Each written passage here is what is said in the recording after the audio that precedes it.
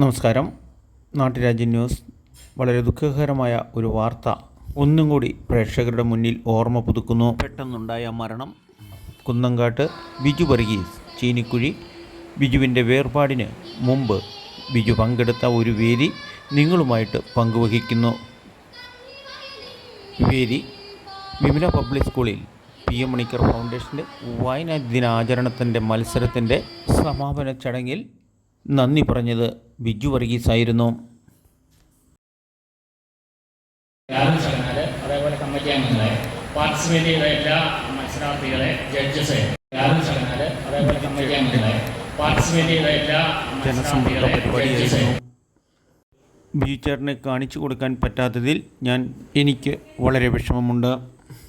Vimala public സ്കൂളിൽ PM Manikkar ഫൗണ്ടേഷൻ്റെ വായനാ ദിനാചരണത്തിൻ്റെ സമാപന ചടങ്ങ് വേദിയായിരുന്നു.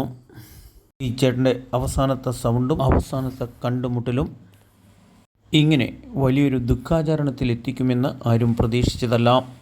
ബി ചേട്ടൻ്റെ സ്വർഗീയ യാത്രയ്ക്ക് എല്ലാ മംഗളാശംസകളും നൽകിക്കൊണ്ട് വീട്ടുകാരുടെ ദുഃഖത്തിനൊപ്പം പങ്കുചേരുന്നു.